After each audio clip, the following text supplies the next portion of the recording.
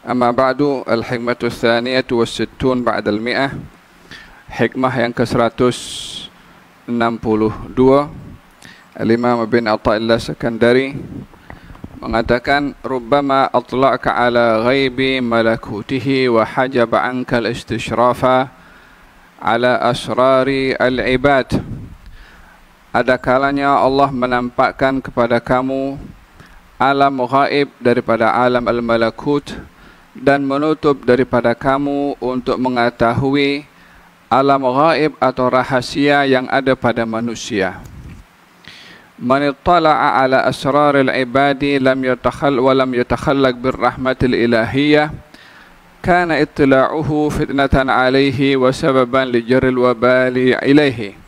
Barang siapa yang mengetahui hal-hal yang ghaib dan rahasia pada manusia lalu tidak mempunyai akhlak belas kasihan yang ianya adalah sifat Tuhan, maka pengetahuannya akan hal-hal yang gaib pada manusia menjadi fitnah kepadanya dan menjadi sebab kebinasaan baginya. Berbicara tentang hal-hal yang gaib, ada hal yang gaib di sisi Allah Subhanahu wa taala, ada hal-hal yang gaib yang ada pada manusia.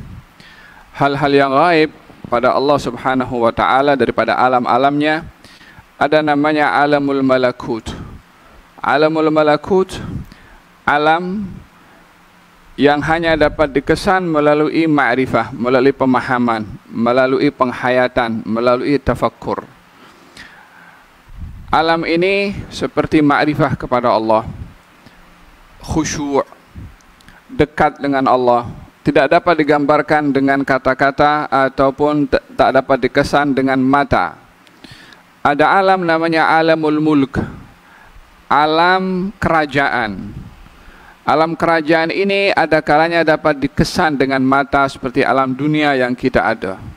Ada kalanya alam itu tak dapat dikesan oleh mata tapi dikesan oleh makhluk yang lain seperti alam jin. Manusia tak dapat mengesan tapi jin boleh tahu alam tersebut. Alam ini namanya alamul mulk, alam kerajaan, pemerintahan. Alam yang dapat dikesan oleh mata ataupun oleh kita punya indera. Ini pada alam al-mulk dan alam al-malakut, dan ada alam namanya alamul jabarut. Alam jabarut ini yang high level lagi, yaitu kedudukan orang yang seperti para anbiya yang begitu dekat hubungannya dengan Allah Subhanahu wa taala walaupun hidup di alam al-mulk, hidup di alam dunia. Tapi kedudukan imannya, ma'rifahnya kepada Allah Subhanahu wa taala menembusi alam al-mulk, menembusi alam al-malakut sampai kepada peringkat namanya alam al-jabarut. Saya tak mau panjang berbahas dengan ini karena ianya adalah lebih halus untuk difahami oleh minda dan indera kita. Yang kedua adalah alam gaib yang ada pada manusia. Alam gaib yang ada pada manusia adalah hal-hal yang rahasia, tersembunyi daripada manusia, tidak terlihat oleh manusia yang lain. Ada kalanya hal-hal yang rahasia pada manusia itu yang baik, seperti kewalian seseorang yang tersembunyi, kedudukan tinggi seseorang di sisi Allah yang tak terdedah. Mungkin hidup di tengah-tengah kita macam biasa sebagai orang pekerja biasa sederhana yang orang tidak melihat adanya satu spesial kepada orang tersebut dari segi zahirnya. Tapi rahasianya hal yang gaib pada orang itu mulia di sisi Allah Subhanahu wa taala. Ini bahagian daripada rahasia yang ada pada manusia yang disembunyikan oleh Allah Subhanahu wa taala daripada manusia yang lain. Ada kalanya manusia itu sendiri tak tahu kalau dirinya dekat dengan Allah Subhanahu wa taala. Ini hal yang rahasia kepada manusia. Ada kalanya hal yang rahasia pada manusia daripada hal-hal yang tak elok. Manusia punya aib dan itu ramai manusia seperti itu. Punya kekurangan, punya kesilapan. Tapi dilakukan kekurangan dan kesilapan itu secara senyap-senyap sehingga orang lain tak nampak apa dia buat. Nampak penampilannya bagus, elok, bersih, cakapnya pun bagus. Namun apa yang dilakukan di luar apa yang diketahui oleh manusia, hal-hal yang tak elok, hal-hal yang memalukan, tapi disembunyikan dan tak ternampak kepada orang lain apa yang dilakukan. Ini hal-hal yang gaib pada alam malakut yang saya sebutkan tadi, dan hal-hal yang gaib kepada manusia, baik hal yang gaib itu pada manusia yang baik atau hal yang tidak baik. Katanya dalam kata-kata ini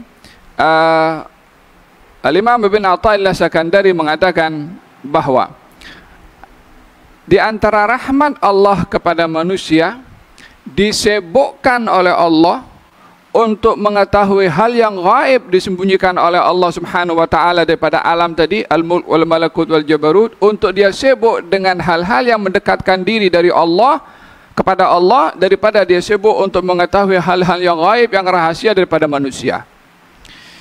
Yang terkadang manusia kalau sibuk ingin mengetahui apa yang dilakukan oleh manusia di luar apa yang diketahui oleh matanya, mungkin saja dia menjadi penghalang untuk dia kenal kepada Allah lebih dekat karena sibuk mengetahui hal yang aib pada manusia. Karena mengetahui hal yang aib pada manusia akan menyebabkan kotornya hati.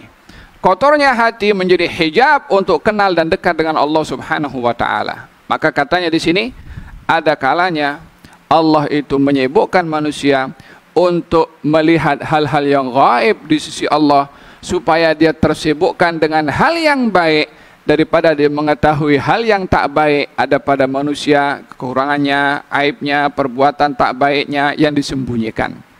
Yang kedua adalah ada kalanya orang itu bila tahu kekurangan yang ada pada manusia, aib yang ada pada manusia, lalu silap di dalam mengambil sikap terhadap manusia yang ada aibnya tadi, maka pengetahuannya terhadap aib orang lain menjadi fitnah kepada orang yang tahu itu. Bahkan menjadi musibah dan malapetaka kepada orang yang tahu akan aib dan kekurangan orang lain.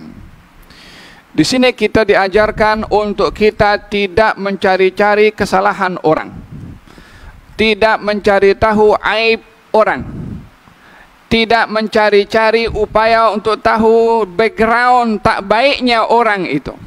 Bila kita tidak sanggup mengambil sikap kepada orang tersebut yang kita tahu aib dan kekurangannya.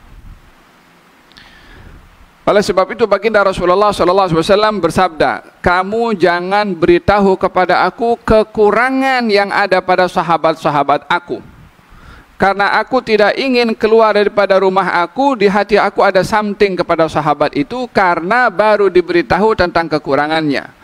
Fulan buat ini, fulan buat itu. Nah, kita punya zaman sekarang ini kan, walaupun kita di rumah pun semua kabar boleh sampai kepada kita. Fulan begini, fulan khianah, fulan rashwah, fulan begini, fulan begitu. Sehingga tak ada rahasia yang tersembunyi pada orang, aib orang, melainkan terdedah.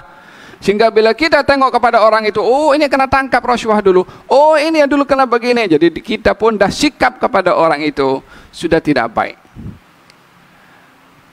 Lihat dikatakan di sini, barang siapa yang mengetahui tentang hal-hal yang tersembunyi pada manusia daripada hal-hal yang tak elok, lalu tidak punya sikap belas kasihan seperti mana Tuhan punya belas kasihan, maka pengetahuannya akan rahasia dan aib orang menjadi fitnah kepada orang tersebut.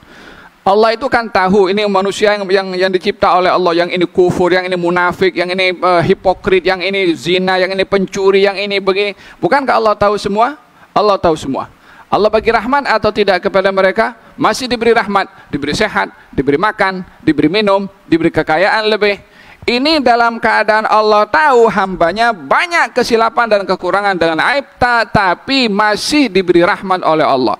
Manusia bila ingin mengetahui rahasia orang hatta yang tak elok, kalau punya sikap seperti Tuhan, yaitu merahmati, silahkan untuk tahu hal orang lain agar supaya dapat merahmati kepada dia. Bila tidak mampu, jangan cari-cari kesalahan orang.